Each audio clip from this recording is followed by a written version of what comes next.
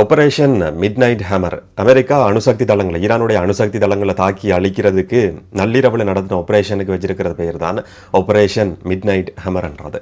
இது அமெரிக்காவினுடைய வெற்றியா ஈரானுடைய உண்மையான தோல்வியா என்ற ஒரு கேள்வி இருக்குது. அதை பற்றி தான் இந்த காணொலியில் பார்க்க போகிறோம்.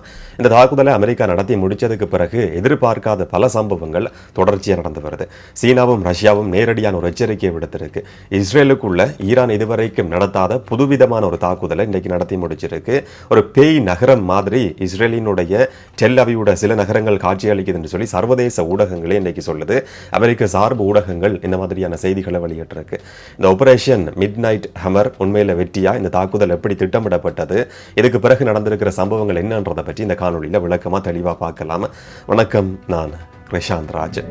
அமெரிக்க ஜனாதிபதி டொனால்ட் ட்ரம்ப் 2 நாட்களுக்கு முதல் அறிவிச்சிருந்தார், எனக்கு 2 கிழமை கால அவகாசம் வேணும். அதுக்கு பிறகுதான் இந்த போர்ல ஈரான் மேல அமெரிக்கா ஒரு நேரடியான தாக்குதலை நடத்துமா தலையிடுமான்றது சம்பந்தமா தீர்மானம் எடுக்க முடியும். இப்போதைக்கு என்னால் எதுவுமே சொல்ல முடியாது. ஆனால் நான் எப்படியான ஒரு தீர்மானத்தை எடுக்க போறேன்ன்றது யாருக்குமே தெரியாது என்ற ஒரு கருத்தையும் அமெரிக்க ஜனாதிபதி டொனால்ட் ட்ரம்ப் சொல்லியிருந்தார். அமெரிக்க ஊடகங்களில் கூட இது விமர்சிக்கப்பட்டிருந்தது. 2 கிழமை 1 கிழமை கால அவகாசம் என்ற ஜனாதிபதி ட்ரம்பினுடைய அறிவிப்பு வளமையானது. அவர் ஒரு வாய்ச்சொல் வீரர் மட்டும்தான், எதுவுமே செய்ய மாட்டார். இது ரஷ்யாவினுடைய போர்லையும் நாங்கள் பார்த்திருக்கிறோம் என்ற மாதிரி கடுமையான விமர்சனங்கள் அமெரிக்காவினுடைய ஊடகங்கள் கூட பதிவு செய்திருந்தது. 2 கிழமை கால அவகாசம் கேட்ட ஜனாதிபதி ட்ரம்ப் 2 நாட்களுக்குள்ள ஒரு முக்கியமான உத்தரவு பிறப்பிச்சிருக்கிறார். ஈரானுடைய அணுசக்தி தளங்களை அமெரிக்காவினுடைய வான்படை தாக்கி அழிச்சிருக்கு. இது ட்ரம்ப் சொல்ற ஒரு விஷயம். நேற்று இரவு ஒரு பதிவை போடுறார். வேற எந்த நாட்டாலையும் செய்ய முடியாத ஒரு விஷயத்தை, எந்த நாட்டினுடைய பாதுகாப்பு தரப்பாலையும் சாதிக்க முடியாத ஒரு விஷயத்தை அமெரிக்காவினுடைய பாதுகாப்பு தரப்பு சாதிச்சிருக்கு. ஈரான்ல இருக்கக்கூடிய நட்டான்ஸ், ஃபோடோ, இஸ்ஃபஹான் மாதிரியான 3 முக்கியமான அணுசக்தி தளங்களையும் எங்களுடைய ராணுவம் வெற்றிகரமாக துல்லியமான ஒரு தாக்குதலை நடத்தி அதனுடைய செயற்பாடுகள் முற்றும் முழுதாக முடிவுக்கு கொண்டு வந்திருக்கு. இதுக்கு பிறகு அணுசக்தி சம்பந்தமான அணுவாயுதம் சம்பந்தமான செயற்பாட்டில் ஈரானால் ஈடுபட முடியாது. இஸ்ரேலுக்காக இருக்கலாம், அமெரிக்காவாக இருக்கலாம், மற்ற எந்த நாட்டுக்கும் ஈரானுடைய அணுவாயுத செயற்பாடுகளால் ஆபத்து கிடையாது என்ற மாதிரியான ஒரு பதிவை போட்டிருந்தார். அந்த போர் விமானங்கள் ஈரானுக்குள்ள போய் துல்லியமான ஒரு தாக்குதலை நடத்தி இப்ப வெற்றிகரமா அங்கிருந்து வெளியேறி கொண்டிருக்கு. வேற எந்த நாட்டாலையும் இந்த மாதிரியான ஒரு தாக்குதலை நடத்தவே முடியாது. இது சமாதானத்துக்கான அமைதிக்கான நேரம் என்ற ஒரு பதிவையும் டொனால்ட் ட்ரம்ப் போட்டிருந்தார். அமெரிக்கா சொல்ற மாதிரி துல்லியமா இது நடத்தி முடிக்கப்பட்டிருக்கு. அதுக்கான திட்டமிடல் சம்பந்தமா இன்றைக்கு பென்டகனால ஒரு விளக்கம் கொடுக்கப்பட்டிருந்தது. கிட்டத்தட்ட 25 நிமிஷங்கள் இந்த தாக்குதல் நீடிச்சிருக்கு. 18 மணித்தியாலங்கள் அமெரிக்காவினுடைய விமானப்படை தளத்திலிருந்து B2 ரகத்தை சேர்ந்த போம்பஸ், பல போம்பஸ் பல போர் விமானங்கள் பயணம் செய்திருக்கு. ஆனா ஈரானுடைய வான் பாதுகாப்பு கட்டமைப்பையும் ஈரானுடைய பாதுகாப்பு தரப்பையும் குழப்புற மாதிரியான சில செயற்பாடுகள், நிறைய ட்ரிக்ஸை நாங்கள் இதில் பயன்படுத்தி இருந்தோம். மிஸ்லீட் பண்ற மாதிரி, அவங்களை குழப்புற மாதிரியான சில செயற்பாடுகள் முன்னெடுக்கப்பட்டிருந்தது. பல போர் விமானங்கள் அமெரிக்காவிலிருந்து பயணத்தை ஆரம்பிச்சிருந்தாலும் 18 மணித்தியாலங்கள் பயணம் செய்து ஈரானை போய் சேர்ந்திருந்தாலும் அவங்களை குழப்புற மாதிரி சில போர் விமானங்களை நாங்கள் திருப்பி இருந்தோம். வேறு நாடுகளுக்கு அது பயணம் செய்திருந்தது. இல்லாட்டி சில போர் விமானங்கள் B2 போம்பஸ் அமெரிக்காவினுடைய விமானப்படை தளத்துக்கு திரும்பி இருந்தது.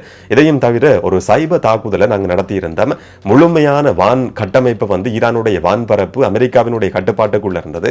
இதனால ஒரு துல்லியமான தாக்குதலை இந்த அணுசக்தி கட்டமைப்புகள் மேலங்களால நடத்த முடிஞ்சிருந்தது. B2 போம்பஸ் இதுக்காக பயன்படுத்தப்பட்டதுன்னு சொல்லி அமெரிக்காவினுடைய பாதுகாப்பு தலைமையகம் பென்டகன் அறிவிச்சிருந்தது.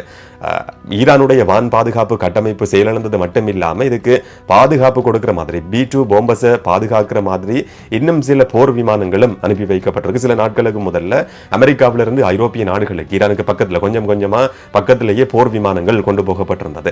இந்த போர் விமானங்கள் B2 போம்பஸை பாதுகாக்கிற மாதிரியான தாக்குதல் நடத்தி இருந்தது. அதுக்கு பதில் தாக்குதல் நடத்தக்கூடிய அளவுக்கு கூட ஈரானுடைய வான் பாதுகாப்பு கட்டமைப்பு இருக்கவே இல்லை, முற்றுமுழுதா செயலிழந்திருந்தது. இதனால நாங்கள் நினைச்ச மாதிரி எங்களுடைய தாக்குதலை வெற்றிகரமாக நடத்தி முடிச்சிருக்கிறோம் சொல்லி பல மாத திட்டமிடல் சொல்லியும் அமெரிக்காவினுடைய பென்டகனால இன்னைக்கு அறிவிக்கப்பட்டிருந்தது. இந்த போருக்குள்ள நேரடியாக அமெரிக்கா தலையீடு செய்யுமா, இந்த அணுசக்தி தளங்கள் தாக்கப்படுமா என்ற கேள்வி 1 கிழமையா தான் இருந்தது. ஆனா பென்டகனுடைய கருத்துப்படி பல மாத திட்டமிடல்.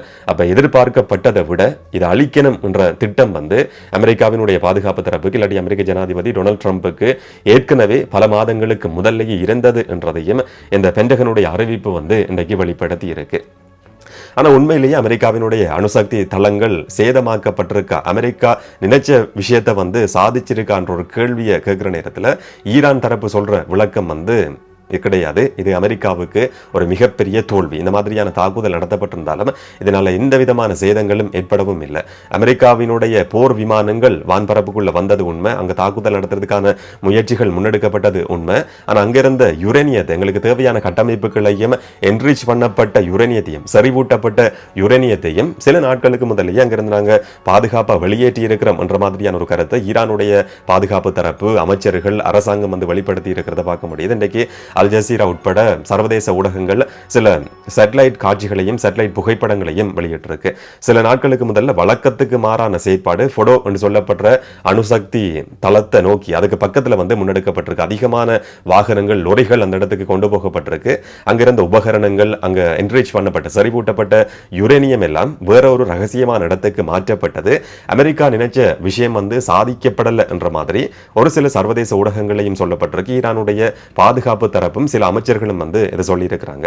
சேத விபரம் சம்பந்தமா அமெரிக்காவினுடைய பென்டகன் இன்றைக்கு நடத்தின ஊடக சந்திப்புல கூட எப்படியான சேதம் ஏற்பட்டது என்றதை பற்றின ஒரு விளக்கம் கொடுக்கப்படல. துல்லியமான ஒரு தாக்குதல் என்றது மட்டும் சொல்லப்பட்டிருந்தது.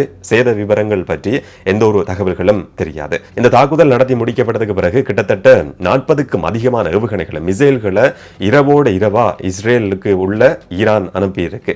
இது மிகப்பெரிய ஒரு வெற்றியா அன்றைக்கு பார்க்கப்படுது. சொன்னா இதுவரைக்கும் நடத்தப்பட்ட தாக்குதல்களை பொறுத்த வரைக்கும் மிசைல் தாக்குதல் பல சந்தர்ப்பங்களையும் நடத்தப்பட்டிருக்கு. ஆனா இந்த சந்தர்ப்பத்தில் மட்டும்தான் 2 கட்ட தாக்குதல் அடுத்தடுத்து நடத்தப்பட்டிருக்கு. ஒரு இடம் இலக்கு வைக்கப்பட்டு 20க்கும் அதிகமான மிசைல்கள் முதல் கட்டமா அனுப்பி வைக்கப்பட்டிருக்கு, ஏவப்பட்டிருக்கு. அந்த இடத்துக்கு வந்து அரை மணித்தியாலத்துக்குள்ள 30 நிமிஷங்களுக்குள்ள இன்னும் ஒரு 2ஆம் கட்ட தாக்குதலும் நடத்தப்பட்டிருக்கு. பொதுவா ஈரான் இஸ்ரேல் மேல நடத்துற தாக்குதல்களை பொறுத்த வரைக்கும் ஒரே இடத்துல இல்லாட்டி மிசைல் தாக்குதல் ஒரு மிசைல் தாக்குதல் நடத்தி முடிக்கப்பட்டு பல மணித்தியாலங்கள் கடந்ததுக்கு பிறகுதான் இன்னும் ஒரு கட்ட மிசைல் தாக்குதல் நடத்தப்படும். ஆனா 30 நிமிஷங்களுக்குள்ள அதே இடம் மிசைல் தாக்குதலுக்கு உள்ளாகி இருக்கு. மீட்பு பணியாளர்கள் முதல் தாக்குதல் நடத்தப்பட்டு ஒரு சில நிமிஷங்களுக்குள்ளே அந்த இடத்துக்கு போறதுக்கான வாய்ப்பு இருக்கு. திரும்பவும் 30 நிமிஷத்துக்குள்ள ஈரானுடைய மிசைல்கள் டெல் அவிவ், ஹைஃபா மாதிரியான நகரங்களை தாக்கி இருக்கு. இது ஒரு பொதுவிதமான தாக்குதல் என்று சொல்லியும் இன்றைக்கு சர்வதேச ஊடகங்களில் பேசப்படுறதை பார்க்க முடியுது.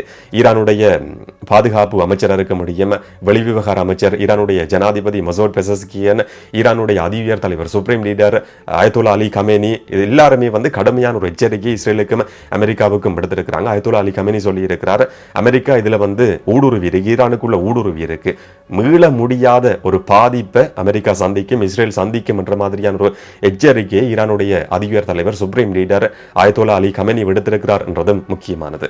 இந்த தாக்குதல் நடத்தப்பட்டதுக்கு பிறகு ரஷ்யாவும் சீனாவும் நேரடியான ஒரு எச்சரிக்கை விடுக்கிற மாதிரியான கருத்துக்களை தொடர்ச்சியாக பதிவு செய்து வருது. இந்த பதற்றத்தை தணிக்கிறதுக்கு பதிலாக பதற்றத்தை அடுத்த கட்டத்துக்கு கொண்டு போற மாதிரி அமெரிக்கா இதுக்குள்ள தலையீடு செய்திருக்கு சொல்லி ரஷ்யாவினுடைய பாதுகாப்பு துறையோடு சம்பந்தப்பட்ட சில நபர்கள் சொல்லியிருக்கிறாங்க. பாதுகாப்பு அமைச்சு ஒரு அறிக்கை வெளியிட்டிருக்கிறதாகவும் சொல்லப்படுது. இந்த அமெரிக்காவினுடைய தாக்குதல் என்றது ஒரு புதிய போரை உருவாக்கி இருக்கு. டொனால்ட் ட்ரம்ப் இன்னும் ஒரு போரை உருவாக்கி இருக்கிறார் சொல்லி ரஷ்யா விமர்சனம் செய்திருக்கு. நேரடியான ஒரு விமர்சனமா இதை பார்க்க முடியும். மத்திய கிழக்குல பதற்றத்தை தணிக்கிறதுக்கு பதிலாக ஒரு மோசமான தீர்மானத்தை அமெரிக்கா எடுத்திருக்குன்னு சொல்லி சீனாவும் இதை விமர்சனம் செய்திருக்கிறத பார்க்க முடியுது. எப்படியா இருந்தாலும் இந்த தாக்குதலால அமெரிக்காவும் இஸ்ரேலும் நினைச்ச விஷயங்களை சாதிச்சிருக்கா இல்லையான்றதையும் தாண்டி இந்த போர்ல அமெரிக்கா நேரடியா தலையீடு செய்திருக்கு. ஈராக்ல இருக்கிற அமெரிக்காவினுடைய சில தளங்களை வந்து எங்களால் தாக்க முடியும் சொல்லி ஈரானுக்கு சார்பாக ஈராக்ல இருக்கிற ஒரு அமைப்பு எச்சரிக்கை விடுத்திருக்கு. ஹூத்தி அமைப்பு ஒரு எச்சரிக்கை விடுத்திருக்கு. செங்கடல்ல பயணம் செய்யற அமெரிக்காவினுடைய நேவிக்கு சொந்தமான கப்பல்கள் எங்களால் இலக்கு வைக்கப்படும் சொல்லி அமெரிக்காவில் இருக்கிற ட்ரம்புக்கு எதிரான அரசியல்வாதிகள் சொல்லி இருக்கிறாங்க. இந்த மாதிரியான ஒரு தாக்குதல் நடத்தப்படுறதா இருந்தா அமெரிக்காவினுடைய பாராளுமன்றத்தில் காங்கிரசினுடைய அனுமதி பெறப்பட வேண்டியது கட்டாயமானது. அதனுடைய அனுமதி இல்லாம ட்ரம்ப் இந்த மாதிரியான ஒரு தீர்மானத்தை தன்னிச்சையா எடுத்திருக்கிறார்.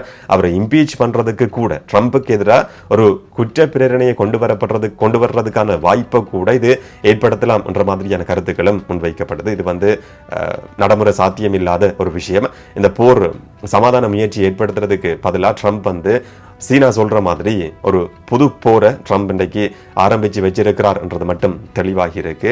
ஈரான் வந்து கடுமையான ஒரு எச்சரிக்கையை விடுத்திருக்கு. இந்த சந்தர்ப்பத்திலையும் மிசைல் தாக்குதல்கள் இஸ்ரேலை நோக்கி நடத்தப்பட்டு வருது. இஸ்ரேலும் பதிலுக்கு ஈரான் மேல கடுமையான தாக்குதல்களை நடத்தி கொண்டிருக்கு. அடுத்து வரப்போற நாட்கள்ல ஈரானுடைய கடுமையான பதிலடியை நாங்க பார்க்க முடியும். என்ன நடக்கும்ன்றதை பொறுத்திருந்து பார்க்கலாம். இதை பற்றி நீங்க என்ன நினைக்கிறீங்கன்றதை மறக்காம கமெண்ட்ல பதிவு செய்யுங்க. இன்னும் ஒரு காணொலியில இன்னும் ஒரு தகவலோட சந்திக்கலாம். வணக்கம்.